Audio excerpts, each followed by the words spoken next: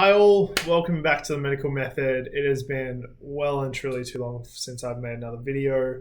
I'm currently in rural GP. I'm in my own little house practice and I've been having a really good time.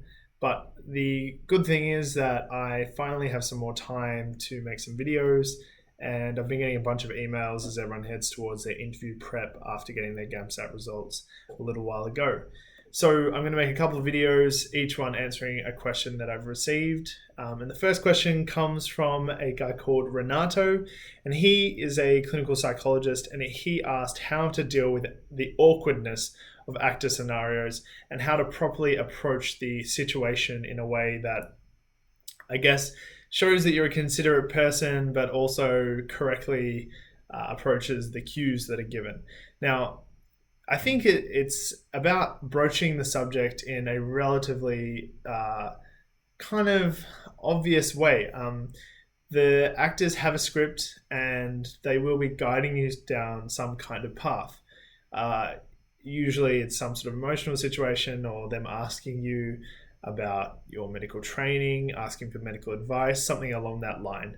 So with each of those scenarios, there are specific things that you should know in your approach. So I've spoken about dealing with emotional situations before, but I think the most important thing with emotional situations is to be a good person, and that would anyway, in any shape or form, with any person that is crying in front of you or upset, is acknowledge that emotion. I think that people really fail to do that. Even as a medical student, people miss out on that opportunity to simply say that someone is crying, or to say, look, I understand you're crying. It's completely reasonable to be upset. I'd be upset if the same thing happened to me. Would you like some tissues?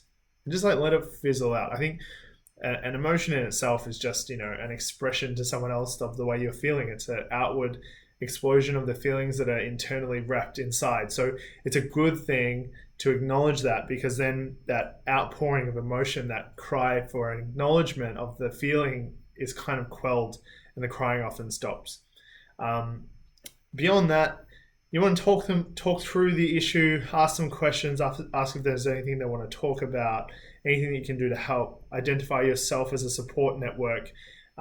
Also identify the fact that there are other support networks. Is there anyone at home with you that can rely on? All those kind of things are the things that you would do. And I feel like that most of the scripts are very kind of straightforward there for you to be led in the right direction. It's very similar in OSCEs in that when you take a history, the actor wants to take you down the right path. The actor isn't trying to trick you. It's just that you have to do the right thing to get down the right pathway. Outside of that, I think the awkwardness can be approached with the simple thing that, look, it is a bit awkward, and yes, it's not a real situation. Just don't overthink it. Don't feel like that awkwardness is maybe something implicit in what they're saying. It's definitely not the case. It's just that they're not a good actor. Just maintain your confidence, act as though it's the real thing, just be yourself, and ask all those questions leading them down the path. But give them time as well, and give them silence if they are upset or angry, because the more questions, the more you want to interject. I know that's a natural feeling, but interjecting can sometimes be worse, often a lot worse than just being quiet, understanding, listening, and letting it pass.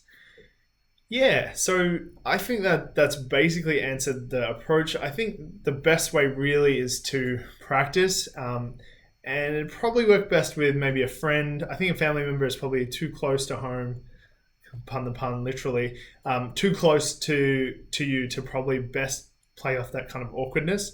But if you have a friend who can stay ardent to the character, I think that would quite be the right person. Another way to do it is to get tutoring and have mock interviews and all that kind of stuff. My two most recent videos were made from Fraser's interview training, and they're ripped right off our website, where we have training interviews, mock interviews. We do them both in person and online, so no matter where you are, you can get some tutoring. So if you want to make that extra step just to invest in a bit of education, some books, and some training online, I definitely do it.